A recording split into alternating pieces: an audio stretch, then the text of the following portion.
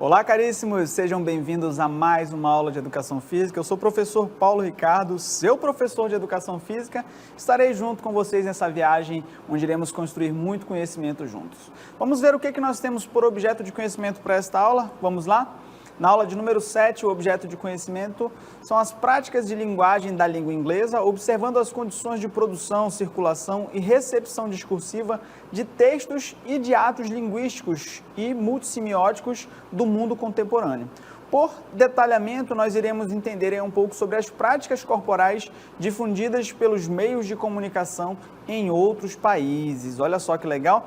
Talvez muita coisa possa ter surgido aí na tua imaginação, mas nós vamos descobrir o que serão aí os objetos de conhecimento, detalhados aí para essa aula. Vamos lá? Vamos de aula.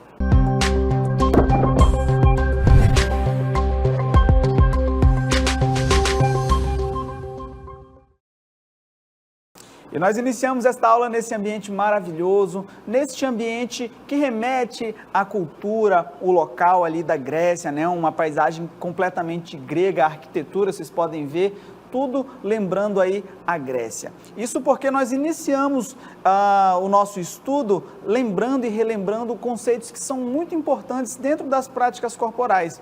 E uma dessas manifestações é a ginástica, que aparece aí nessa cartela para vocês, para que nós possamos compreender de forma melhor este conceito. Olha só, ginástica, se nós formos analisar aí a etimologia dessa palavra, ela tem a sua origem indicada ali do grego, por isso nós iniciamos naquele ambiente. Mais especificamente, do termo gymnasium, que significa aí, em sua essência, na tradução mais literal da palavra, exercício com o corpo nu, que era basicamente como a forma como os gregos faziam os exercícios, sem roupa, como a cartela continua mostrando para a gente. Eles se exercitavam sem qualquer roupa para evidenciar ali as dobras do corpo, uma característica também daquela época onde havia o culto ao corpo, buscando a semelhança com os deuses. Na atualidade, nos dias de hoje, nós podemos simplificar essa expressão simplesmente como treinar.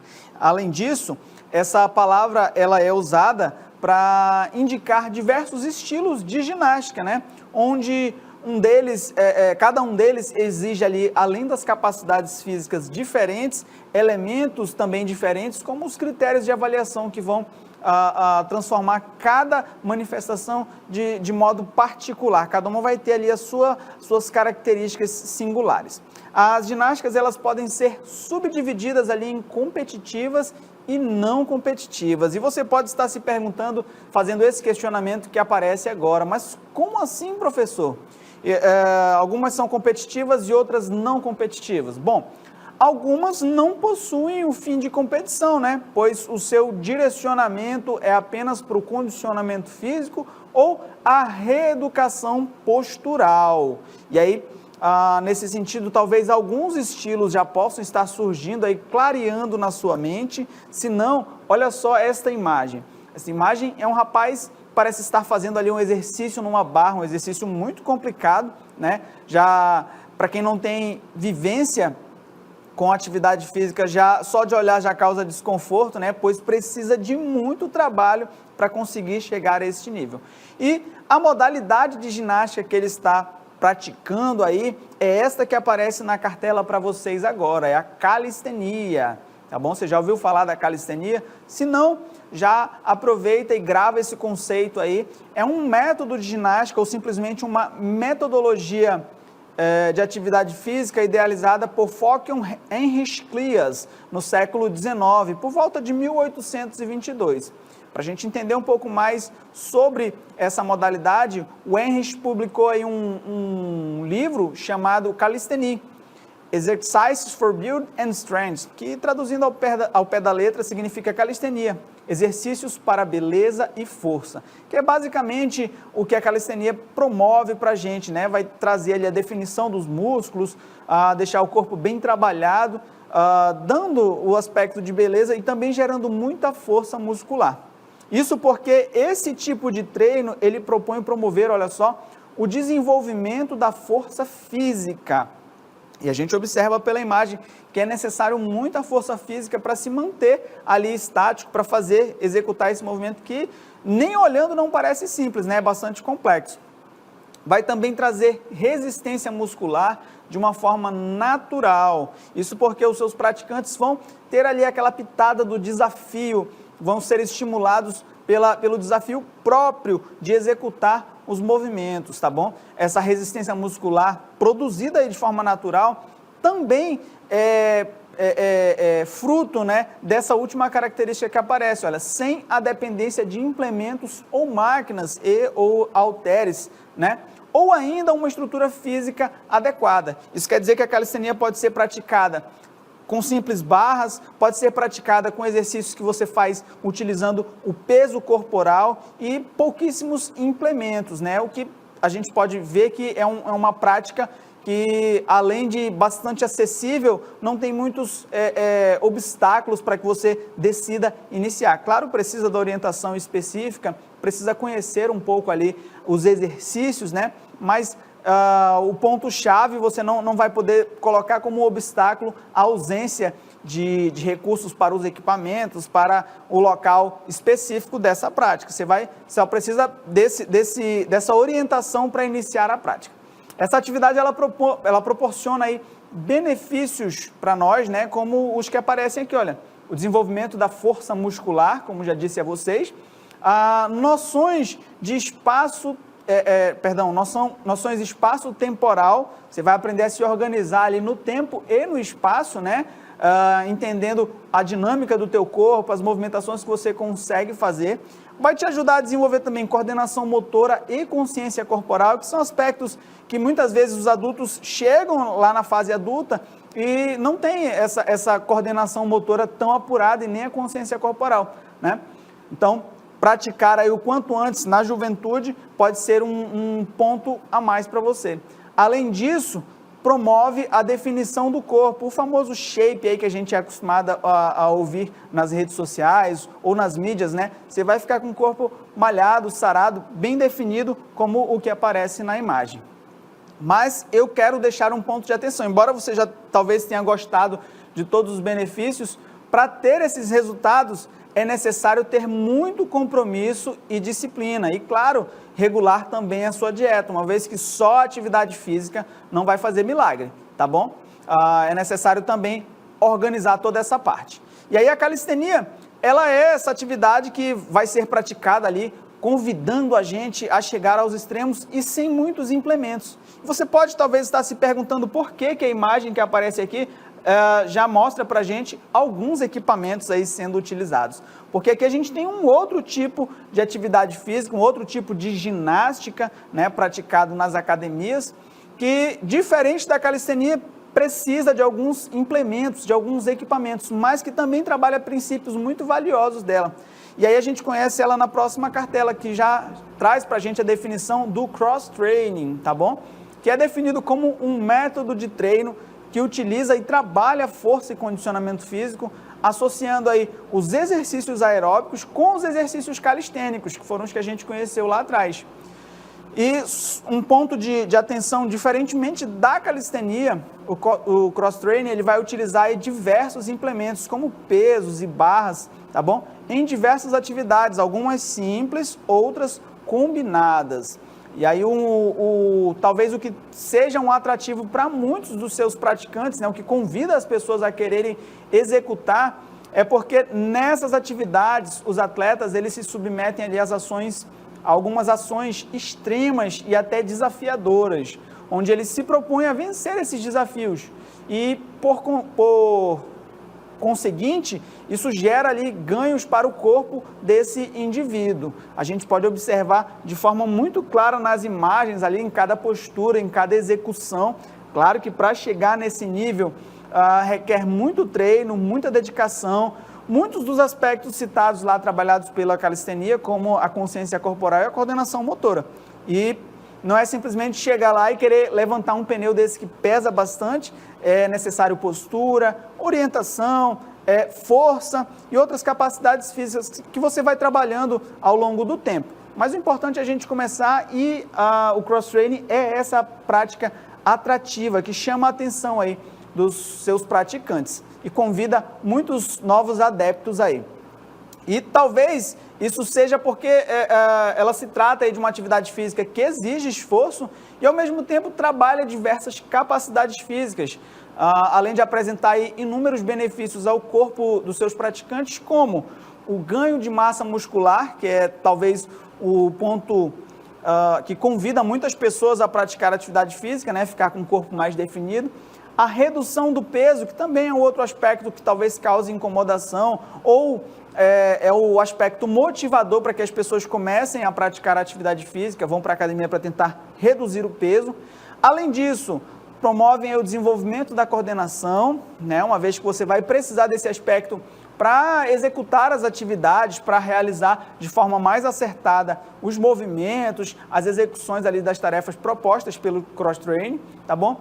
Vai também promover autoconfiança, uma vez que você vai vencendo os desafios propostos pelas atividades, mas que você propõe a si mesmo, né? Você coloca sobre si esse desafio e eu preciso vencer isso, com o passar do tempo vai gerando essa autoconfiança.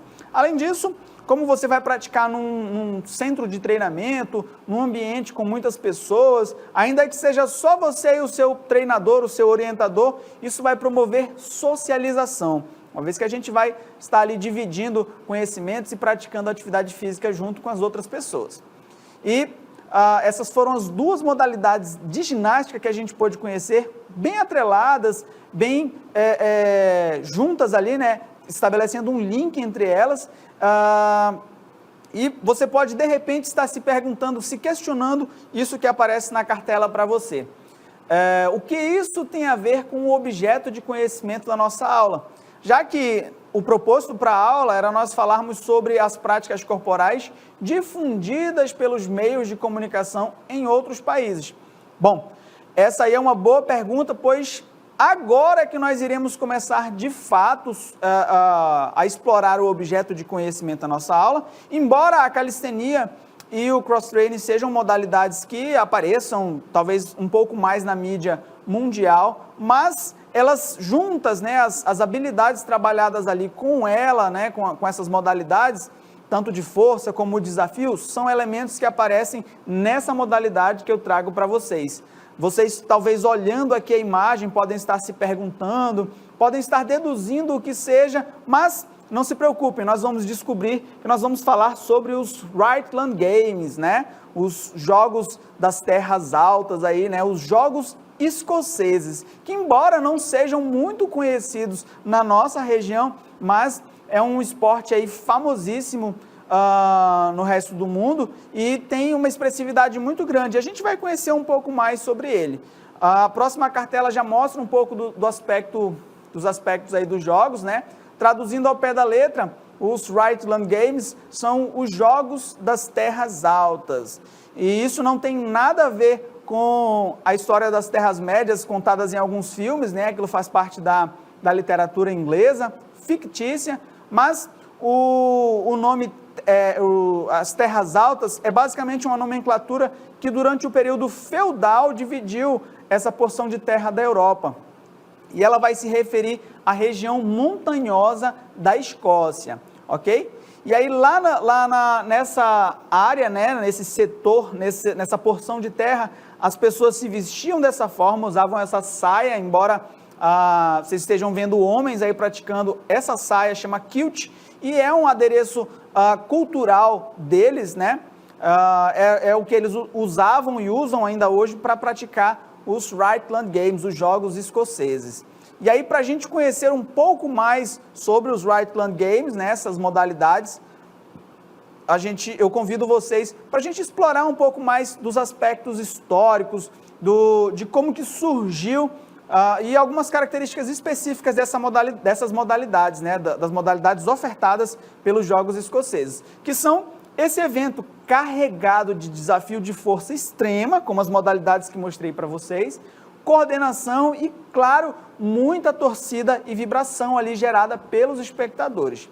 Para a gente entender um pouco mais como que isso chama a atenção desse povo, estima-se aí que esse evento surgiu cerca de 2000 anos antes de Cristo, mas ele se popularizou e ganhou mais adeptos ali na Escócia, depois de alguns processos migratórios ali em torno dos séculos 4 e 5, tá bom? Isso porque a próxima cartela já mostra pra gente, olha só, o espetáculo relacionando o esporte e expressão cultural é tão marcante que eles são responsáveis aí por reviver os Jogos Olímpicos modernos, uma iniciativa do Barão Pierre de Coubertin, tá bom? Após assistir uma exposição desses Jogos em 1889. Não sei se vocês conhecem essa história, mas os Jogos foram recriados aí por esse idealista, o Barão Pierre de Coubertin, né? E a inspiração que ele teve, uma das inspirações, foi aí depois de assistir os Jogos Escoceses. Para a gente entender um pouco mais sobre esses aspectos históricos, olha só, inicialmente, esses jogos eles eram usados aí pelo povo celta para recrutar os melhores soldados, ou seja, aqueles mais fortes e que se destacavam dentro das competições, pois pelo seu desempenho ali, entendia-se que esses caras seriam excelentes combatentes.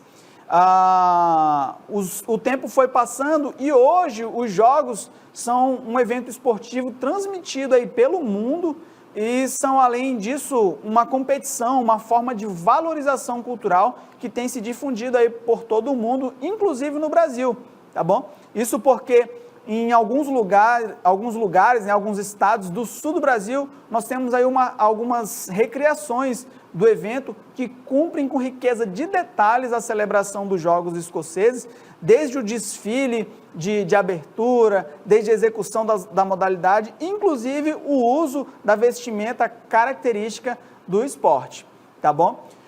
Para a gente entender um pouco, de modo mais específico, esses esportes, né, as modalidades ofertadas dentro dos Jogos Escoceses, eles se subdividem em 2 tipos, tá bom? Os jogos leves, que vão contar com corrida, ciclismo, cabo de guerra, e os jogos pesados. Como os primeiros, se a gente parar para analisar aí os jogos leves, né? Corrida, o nome já está dizendo, o ciclismo também, o cabo de guerra é aquele jogo que, adaptado para o contexto popular, a gente talvez já tenha até praticado. Como a gente já conhece simplesmente de ler os jogos leves, nós vamos partir para os jogos pesados, vamos entender um pouco mais o que são esses jogos pesados. E a primeira modalidade que trago para vocês é o arremesso de martelo, olha só, o Scottish Hammer Throw, tá bom? Apesar de algumas diferenças, né, ele vai ter ali algumas coisas que vão diferenciar a modalidade, ele é parecidíssimo com a modalidade que existe nos Jogos Olímpicos, tá bom? Mas vai ter ali alguns detalhes que vão diferenciar ele da prática dos Jogos Olímpicos, tá bom? E no arremesso de martelo, o indivíduo ele vai arremessar basicamente uma marreta, tá bom? Vai ser quase que muito parecido com uma marreta, tá bom? E ele vai executar esse arremesso tentando alcançar a distância mais longa ali do arremesso, conforme aparece no vídeo para nós.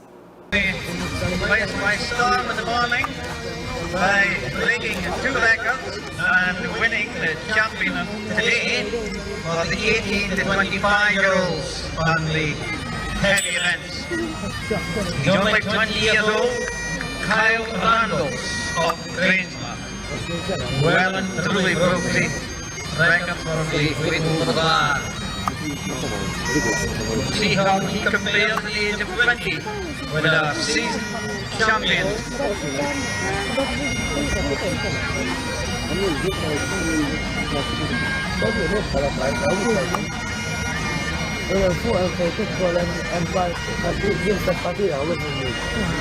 So in the dancing boards we have winners of the Highland Fling.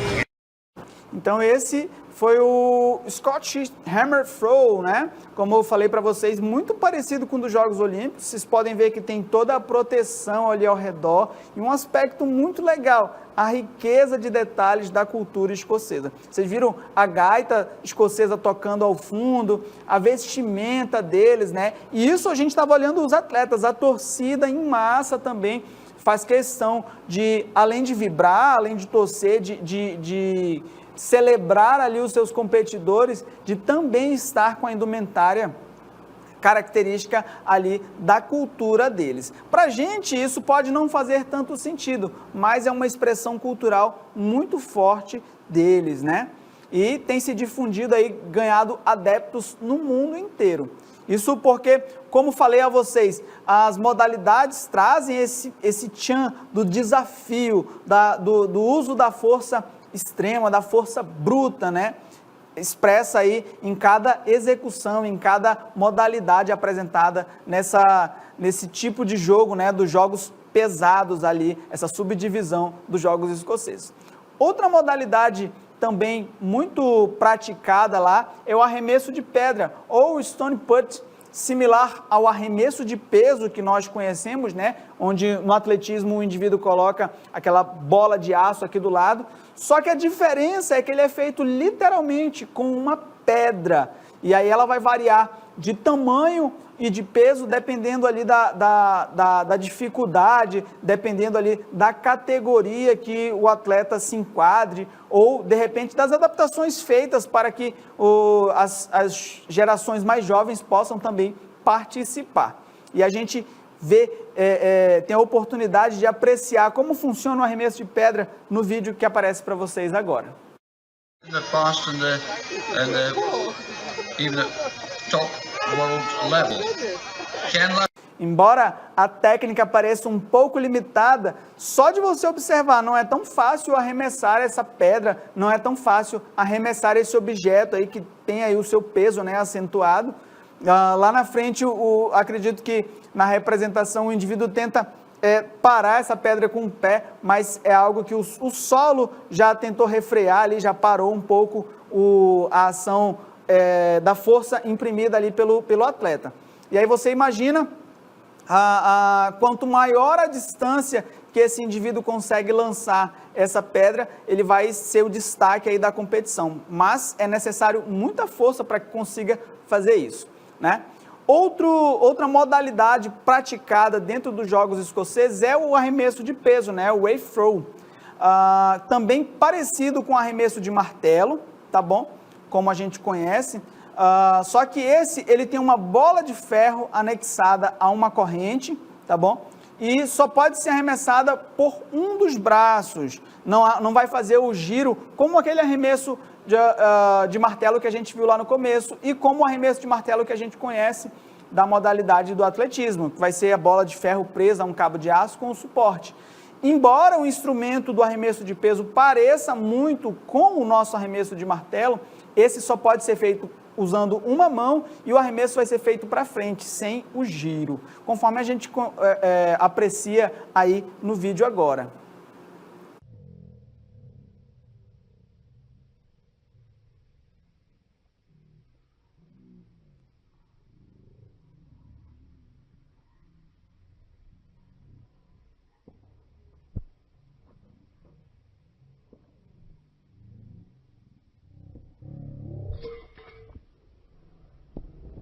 Olha só que legal. E essa modalidade ela ainda vai ter algumas variações, ela vai ter algumas submodalidades ali dentro dela. Uma delas é o hurling, que é similar ao curling, que eu não sei se vocês conhecem, mas é um esporte praticado no gelo, onde os indivíduos jogam ali um instrumento para deslizar no gelo, né? Só que como esse instrumento que eles utilizam no arremesso de peso é um instrumento muito pesado, para a gente entender um pouco melhor, ele vai estar mais próximo aí de uma bocha. Não sei se vocês já viram um jogo de bocha, né? É um jogo onde o indivíduo tem que jogar ali dentro de uma caixa de areia umas bolas de madeira bem pesadas. No hurling, que é uma variação aí uma modalidade, uma submodalidade do arremesso de peso, ele vai ter que jogar essa bola pesada dentro de um determinado campo, né? Tentando alcançar ali a maior distância possível, tá? Sempre usando somente um dos braços. Outra modalidade também que essa para mim é fantástica, que convida aí, enche os nossos olhos, né? É o arremesso de tronco ou o Carver Toss, tá? É a competição mais famosa dos jogos, onde os atletas devem carregar ali um tronco pesado, né? e arremessá-lo de forma que ele dê a volta. E o mais importante dessa modalidade não é simplesmente jogar o tronco, não é simplesmente carregar. Esse é o primeiro desafio. O ponto-chave, o ápice da competição é fazer esse tronco girar. Ele precisa dar uma volta, tá? Na hora que ele é arremessado e atinge o chão. Então, não é simplesmente carregar e deslocar com o tronco. Tem que ter todo um preparo, a técnica apurada para fazer ele tocar no chão, dar o giro completo e validar aí o arremesso. Falando já parece super difícil, mas para a gente entender melhor como acontece aí o arremesso de tronco, o videozinho mostra para a gente. Vamos lá?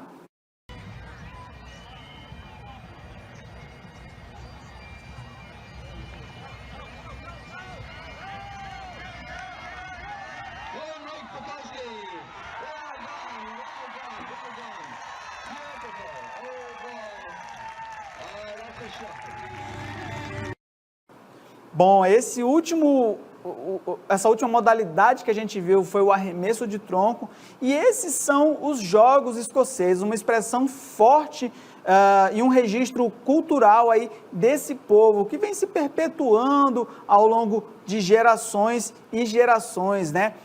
Ganhando aí novos adeptos. Como falei para vocês, no Brasil a gente tem uma recriação maravilhosa, muito próximo, muito fiel a essa que eles executam lá fora, tá bom? Isso porque, além de trazer esse peso e esse valor cultural, todo o desenvolvimento de força, todas as capacidades que são trabalhadas nas modalidades, bem como as que apresentei das ginásticas para vocês lá atrás, também são trabalhadas nos Jogos Escoceses. E aí tem aquele tchan da competição, tem aquela pegada de vencer o obstáculo, de vencer a equipe adversária, de se propor a esse desafio. Tudo isso convida ali novos participantes. Talvez você assistindo tenha se sentido aí inspirado a praticar, mas lembre, antes é necessário nós desenvolvermos outras características, nós trabalharmos aí força, coordenação e outros elementos em nosso corpo para que a gente possa pensar em desenvolver qualquer uma dessas modalidades.